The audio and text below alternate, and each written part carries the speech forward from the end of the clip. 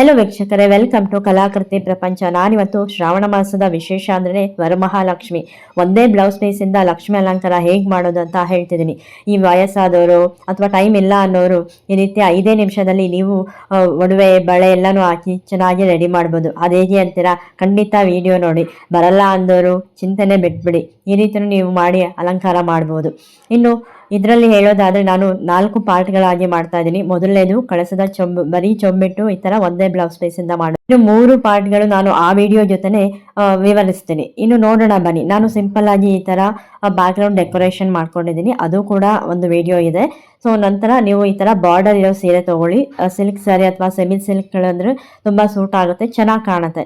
So ಈ ತರ ಯಾವ್ದಾದ್ರು ಬ್ಲೌಸ್ ಪೀಸ್ ಇದ್ರೆ ತಗೊಳ್ಳಿ. ನಾನು ಹಳೆ ಬ್ಲೌಸ್ ಪೀಸ್ ಇತ್ತು, ಸೊ ಅದರಲ್ಲೇ ಮಾಡ್ತಿದ್ದೀನಿ. ನಿಮಗೆ ಎಷ್ಟು ನೆರಿಗೆ ಸಾಧ್ಯನೋ ಅಷ್ಟು ನೆರಿಗೆಗಳನ್ನ ನೀವು ತಗೊಳ್ಳಿ. ಸೊ ಆಗ ತುಂಬಾನೇ ಚೆನ್ನಾಗಿ ಬರುತ್ತೆ. ಸೊ ಈ ರೀತಿ ತಗೊಂಡ ನಂತರ ಮಧ್ಯದಲ್ಲಿ ಫಸ್ಟ್ ಮಾಡ್ಕೊಂಡ್ರೆ ನಮಗೆ ಕಂಫರ್ಟಬಲ್ ಆಗಿರುತ್ತೆ. ಹಾಗೆ ಲಾಸ್ಟ್ ಅಲ್ಲಿ ನೋಡಿ, ಈ ತರ ಮಧ್ಯದಲ್ಲಿ ಬೇಕಾದ್ರೆ ನೀವು ಕ್ಲಿಪ್ ಹಾಕೊಳ್ಬಹುದು. ಹಾಗೆ ಲಾಸ್ಟ್ ಅಲ್ಲೂ ಈ ರೀತಿ ನೆರಿಗೆ ಎಲ್ಲ ನೀಟಾಗಿ ಇಟ್ಕೊಂಡು ಅಲ್ಲೊಂದು ಪಿನ್ ಅಥವಾ ಕ್ಲಿಪ್ ಹಾಕೊಳ್ಳಿ.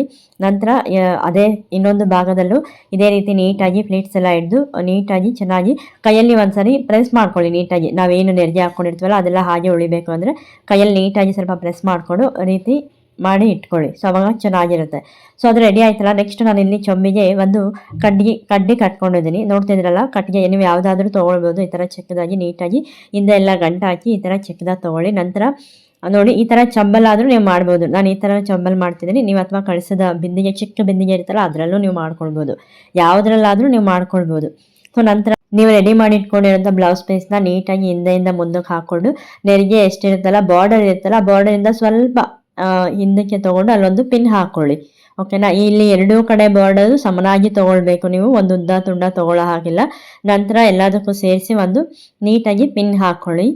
ಪಿನ್ ಹಾಕುವಾಗ ಹುಷಾರು.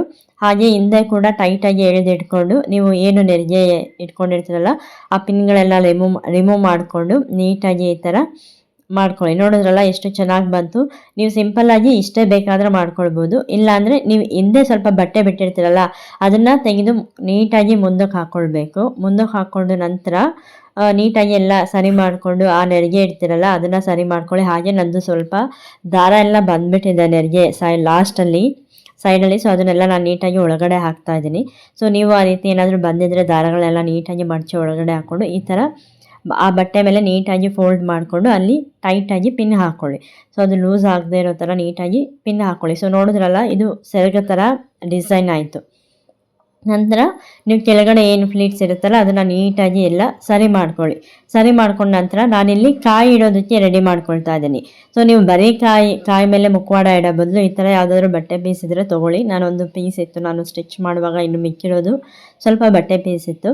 ಸೊ ಅದನ್ನು ನೀಟಾಗಿ ತೊಗೊಂಡು ನಾನು ವಾಶ್ ಮಾಡಿ ಎಲ್ಲ ಇಟ್ಟಿರ್ತೀನಿ. ಇದನ್ನು ಮಾಡಿಕೊಂಡು ನೋಡಿ, ಈ ಥರ ನೀಟಾಗಿ ಫೋಲ್ಡ್ ಮಾಡಿಕೊಂಡು ಹಿಂದೆ ನೀಟಾಗಿ ಇಲ್ಲಿ ಎಲ್ಲನೂ ನೀಟಾಗಿ ಹಿಡಿದು ಒಂದು ಪಿನ್ ಹಾಕ್ಕೊಳ್ಳಿ.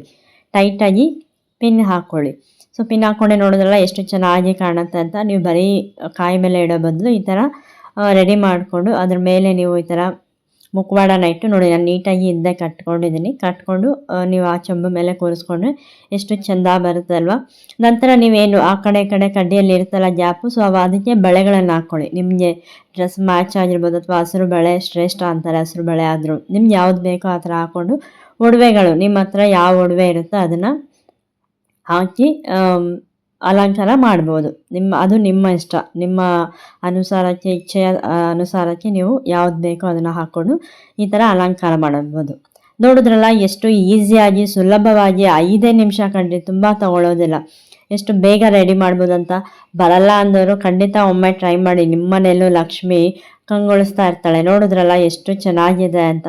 ನೀವು ಕೂಡ ಒಮ್ಮೆ ಮನೇಲಿ ಟ್ರೈ ಮಾಡಿ. ಇದನ್ನು ಮಿಸ್ ಮಾಡಿದೆ, ಬರೀ ಚೊಂಬು ಇಟ್ಟು ಮಾಡೋ ಬದಲು ಈ ಥರ ಒಮ್ಮೆ ಟ್ರೈ ಮಾಡಿ. ಹಾಗೆ ನಿಮಗೆ ಹೂವಿನ ಅಲಂಕಾರ ಎಲ್ಲನೂ ನೀಟಾಗಿ ಮಾಡಿಕೊಂಡ್ರೆ ಇನ್ನೂ ಚೆನ್ನಾಗಿ ಕಾಣುತ್ತೆ.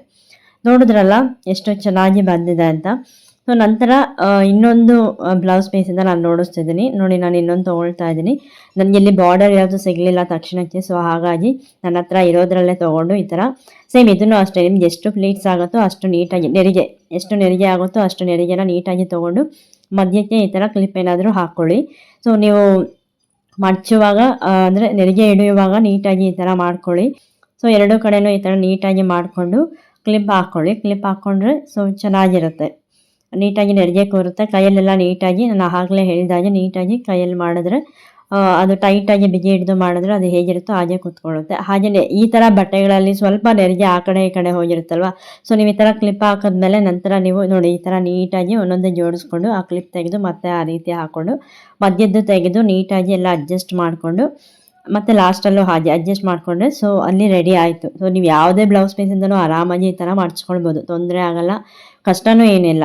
ತೊಗೊಂಡ ನಂತರ ನೀವಿಲ್ಲಿ ಚಂಬು ಮತ್ತು ಕಳಸ ಎರಡೂ ಇಟ್ಕೊಂಡಿರ್ತೀವಲ್ಲ, ಸೊ ನಾನಿಲ್ಲಿ ಪೂಜೆ ಮಾಡುವಾಗ ಅಕ್ಕೆ ಎಲ್ಲ ವಿಧಿವಿಧಾನವಾಗಿ ಮಾಡ್ತೀನಿ ರೀತಿ ನೀತಿಯಾಗಿ. ಸೊ ನಾನಿಲ್ಲಿ ನೋಡಿಸ್ತಿರೋದ್ರಿಂದ ನಾನು ಬರೀ ಕಳಸ ಚಂಬು ಮಾತ್ರ ಇಟ್ಟಿದ್ದೀನಿ. ಇದನ್ನು ಹಿಂದೆಯಿಂದ ಮುಂದಕ್ಕೆ ತೆಗೆದು ಅಲ್ಲಿ ನೀಟಾಗಿ ಒಂದು ಪಿನ್ ಹಾಕ್ಕೊಳ್ಳಿ.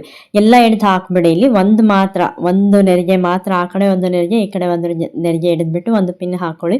ನಂತರ ಅಲ್ಲೇ ಕೆಳಗಡೆನೂ ಕೂಡ ಒಂದು ಪಿನ್ ಹಾಕ್ಕೊಳ್ಬೋದು, ನಿಮಗೆ ಬೇಕು ಅಂದರೆ, ಕಂಫರ್ಟಬಲ್ ಇಲ್ಲ ಬಟ್ಟೆ ಅಂದರೆ ಹಾಕ್ಕೊಳ್ಬೋದು. ನಂತರ ಹಿಂದೆ ಕೂಡ ನಿಮಗೆ ಮುಂದೆ ಎಷ್ಟು ಬೇಕೋ ಅಷ್ಟನ್ನು ಬಿಟ್ಕೊಂಡು ಹಿಂದೆ ನೀವು ನೀಟಾಗಿ ಹಿಂದೆ ಇನ್ನೊಂದು ಪಿನ್ ಹಾಕ್ಕೊಂಡು ನೀಟಾಗಿ ನೆರಿಗೆ ಸರಿ ಮಾಡಿದ್ರೆ ಸೊ ಇಲ್ಲಿ ಬ್ಲೌಸ್ ಪೀಸಿಂದ ಲಕ್ಷ್ಮೀ ಅಲಂಕಾರ ರೆಡಿ ಆಗುತ್ತೆ. ನಂತರ ಒಡವೆ ಬಳೆಗಳು ನಿಮ್ಮ ಹತ್ರ ಏನು ಒಡವೆ ಇರುತ್ತೋ, ಸೊ ನಾನು ಆಗಲೇ ಹೇಳಿದಾಗೆ ನಿಮ್ಮ ಇಚ್ಛೆಯ ಅನುಸಾರವಾಗಿ ಯಾವ್ದ್ಯಾವ್ದು ಇರುತ್ತೋ ನೀವು ಅದನ್ನು ಹಾಕ್ಕೊಳ್ಬೋದು. ಬಟ್ ದೇವಿ ಮೇಲೆ ಒಡವೆಗಳು ನೀವು ಹಾಕಿರೋ ಒಡವೆಗಳಂತ ಏನಾದರೂ ಹಾಕೋದಾದರೆ ಖಂಡಿತ ಅದಕ್ಕೆ ಸ್ವಲ್ಪ ಗಂಜಲ ಅರಿಶಿಣದ ನೀರು ಏನಾದರೂ ಇದ್ದರೆ ಫಸ್ಟ್ ಚಿಮುಕಿಸಿ ಆಮೇಲೆ ನೀವು ಹಾಕೋದು ಒಳ್ಳೆಯದು. ಏಕೆಂದರೆ ಏನೇ ದೋಷ ಅದು ಇದ್ರೂ ಎಲ್ಲ ಹೊರಟೋಗುತ್ತೆ ಅಂತ. ಸೊ ಬಳೆ ಮತ್ತು ಈ ಥರ ಏನಾದರೂ ಇದ್ದರೆ ನೀವು ದಯವಿಟ್ಟು ಹಾಗೆ ಹಾಕೋ ಬದಲು ನೀವು ಸ್ವಲ್ಪ ಗಂಜಲದ ನೀರು ಅಥವಾ ಅರಿಶಿಣದ ನೀರನ್ನು ಹಾಕಿದ್ರೆ ತುಂಬ ಶ್ರೇಷ್ಠ ಅಂತ ಹೇಳ್ಬೋದು. ನೋಡಿದ್ರಲ್ಲ, ಮತ್ತೆ ನಿಮಗೆ ಹೂವಿನ ಅಲಂಕಾರ ಮಾಡಿಕೊಂಡು ನಿಮ್ದು ಏನಾದರೂ ಪಾಟ್ಸ್, ಡೆಕೋರೇಷನ್ ಪಾಟ್ಸ್ ಏನಾದರೂ ಇದ್ದರೆ ಆ ಕಡೆ ಒಂದು ಈ ಕಡೆ ಒಂದು ಇಟ್ಕೊಂಡ್ರೆ ಸೊ ಮುದ್ದಾದ ಲಕ್ಷ್ಮಿ ನಿಮ್ಮನೆಲ್ಲೂ ಕೂಡ ರೆಡಿ ಆಗ್ತಾಳೆ. ನೋಡಿದ್ರಲ್ಲ, ತುಂಬ ಕಷ್ಟ ಏನಿಲ್ಲ ವೀಕ್ಷಕರೇ, ತುಂಬ ಈಸಿಯಾಗಿ ಮಾಡ್ಬೋದು.